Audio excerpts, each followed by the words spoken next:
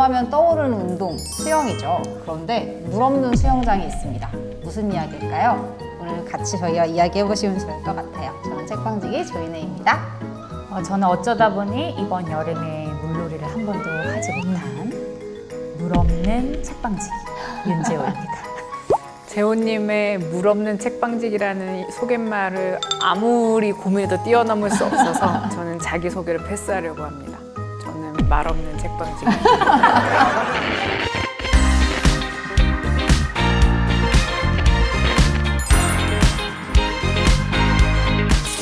제가 소개해드리려고 하는 책은 신작인데요. 표지가 엄청 강렬하죠. 이렇게 강렬한 미스터리 추리물의 느낌이 나는 표지를 제가 오랜만에 받아들고 너무 청소년들이 좋아하겠다라는 생각을 했는데 내용도 아주 흥미롭고 의미가 있습니다. 일단 배경은 지방에 있는 사립학교인데요. 이 학교가 수영부로 유명세를 떨쳤어요. 그런데 언제부턴가 학교의 바깥에 있던 실외 수영장이 폐쇄되고 수영부도 해체됩니다. 뭔가 비밀이 있나? 라는 생각이 드는데 그때부터 사고가 나기 시작해요. 밤마다 그 주변을 순찰되던 수의님들이 쓰러지는 거죠. 이런 기이한 일을 그냥 보고 넘길 수 없는 미래의 웹소설 작가 기현이는 친구들과 함께 비밀을 풀어나가는 탐색을 시작합니다. 그 과정에서 여러 비밀들이 밝혀지는데요. 어떤 비밀일까요? 힌트는 표지에 있습니다.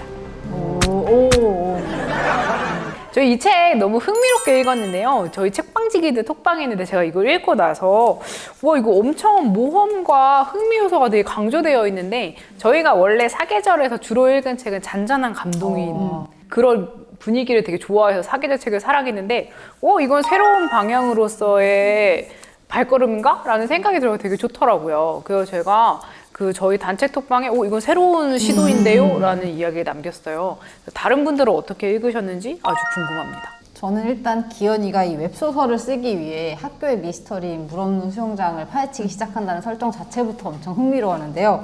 이 아까 읽으면서 추리소설 읽을 때 약간 스릴러 볼 때처럼 약간 그런 긴장감과 또 이렇게 반전이 등장하는 그런 부분들이 되게 재밌기도 했고 마치 약간 어느 학교든 다 학교에 그 전설들이 있잖아요. 그런 학교에 내가 다니던 학교의 전설을 약간 파헤칠 때 같은 그런 느낌이 들어서 되게 흥미롭고 재밌었어요. 지금 표정이 탐정 같았어. 옷도 좀 탐정 같지 오, 그러네. 저도 이내 선생님이 말씀하신 것처럼 엄청 흥미롭게 읽었는데 저는 특별히 또 이 소설에서 되게 재밌었던 요소가 웹소설이 들어가 있었다라는 거예요. 그래서 어떻게 보면 이 웹소설과 소설이 되게 경쟁 관계처럼 느껴졌는데 우리들의 허를 찌르듯 아예 소설의 웹소설을 그냥 아예 박아버리는 이 작가의 아이디어에 너무 감탄했고 그리고 그냥 단순히 장르가 결합한 거에서 그치는 게 아니라 이 웹소설이 이 소설을 이끌어 나가는 굉장히 중요한 역할을 한단 말이에요. 그래서 이 두 가지가 버무려지면서 전개되는 이 요소들이 굉장히 흥미있고 매력적이었다라는 생각이 듭니다. 그러니까 이게 저희가 사계절 출판사의 큰 애정을 갖고 지켜보고 있잖아요. 거의 친정이라고 생각하죠. 신작의 동향이 어떤가라고 매번 살피는데 이번이 진짜 흥미로웠던 게 아까 표지도 제가 강조해서 말씀드렸지만 뒷부분도 장난 아니거든요. 수면 위로 끌어내는 그날의 진실. 아이고 진실이 너무 거대해서 팔이 뚝 떨어졌는데요. 이 작품의 분위기를 좀 잘 담아낸 문장을 제가 좀 읽어보도록 하겠습니다. 86쪽인데요. 앨범에서 본 이명호의 사진은 어쩐지 익숙했다. 체육 선생님과 닮아서만은 아니었다. 이명호의 얼굴을 보자마자 진호의 머릿속에 떠오른 건 수영장이었다. 정확히 말하자면 수영장에서 들었던 소리. 사람 소리인지 짐승 소리인지 빗소리인지 물소리인지 모를 온갖 것이 마구 섞여서 들리던 소리. 그런데 앨범에서 이명호의 얼굴을 본 순간 그 소리가 귓가를 울렸다. 실체가 없었던 환상이 점점 더 구체화되는 것 같아 진호는 당혹스러웠다. 이런 내용입니다. 놀랍지 않나요?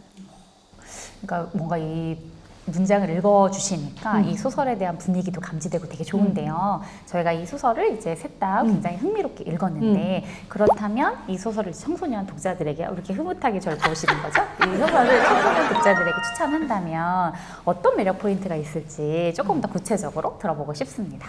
네, 유나님부터. 아니, 저는 좀 전에 영희님 읽을 때 그 톤이 약간 정말 추적추적 내리는 비의 분위기가 이 소설의 분위기랑 되게 잘 어울리거든요.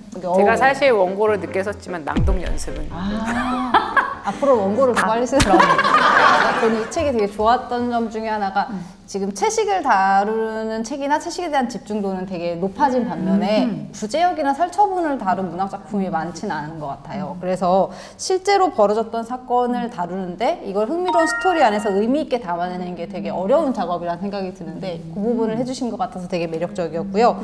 또 작품 속의 이 인물들이 굉장히 첨예한 이해의 당사자들이 겹쳐져 있는 거잖아요, 사실은. 그런데 그런 각각의 어떤 실제 존재했을 여러 입장들의 인물들의 이야기를 좀 들여다볼 수 있게 된 것 같아서 그런 부분에서 되게 매력적으로 느껴졌습니다. 그리고 이 소설의 중심 소재가 구제역인데 굉장히 우리들에게 좀 낯선 소재이잖아요. 그래도 저희는 좀 성인이 되었을 때 겪었던 일이라 좀 덜한데 사실은 지금의 청소년들이 태어나던 시기 혹은 굉장히 어린 아기였던 시절에 있었던 사건이라 생생하지 않을 것 같아요.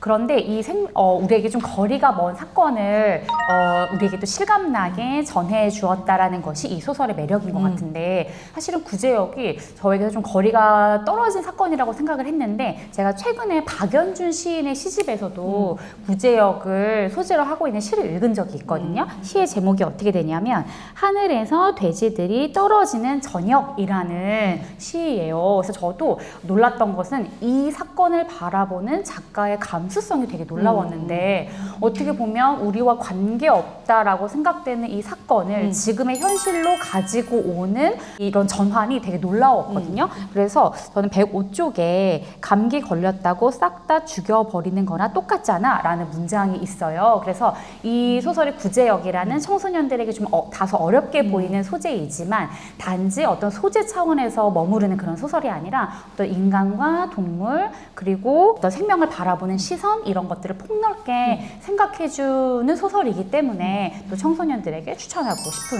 바입니다. 그렇군요. 그렇습니다. 그러니까 이게 구제역에 대응한 살처분이 2010년대 초반에 일어났는데 정말 지금의 청소년들한테 너무 오래된 일이고 모르는 일일 가능성이 되게 큰데 저는 그 소설이 해야 하는 되게 중요한 역할 중에 하나가 잊어서는 안 될 일을 잊지 않도록 남긴다에 있다고 생각하는데요. 그걸 되게 탁월하게 잘하는 작품이고 그걸 전혀 모르는 학생들에게 이런 일이 있었어, 이렇게 참혹한 일이 있었어 라고 제시하기에 가장 좋은 장르적 접근이 아니었나? 라고 생각을 했어요. 그 구제역으로 인한 살처분은 이미 이 친구들이 아주 어렸을 때, 그러니까 여기 등장하는 기현 등등의 친구들이 아주 어렸을 때 일어난 일이지만 그 일 때문에 일어난 마을의 상처 혹은 그 일 때문에 일어난 그 사람들의 피해는 여전히 그 지역에 남아있는 거거든요. 여전히 남아있지만 모르고 있었던 것 뿐이에요. 저는 이게 지금 이 책을 읽는 청소년 독자들이 구제역 심각한 일이지만 나랑 무슨 일이야? 라고 생각을 한다면 우리가 인식하지 못하고 있었을 뿐이지 그것으로 인한 상처와 피해는 사실 우리를 모두 감싸고 있다는 사실을 인식하는 게 필요하다. 이 작품을 읽었으면 좋겠다라는 생각을 했습니다. 맞아요. 영희님 말씀을 들으니까 문학이 어떤 사건을 애도하는 방법이 기억을 기록하는 거라는 생각이 드네요. 되게 공감이 되는 말씀이었고요.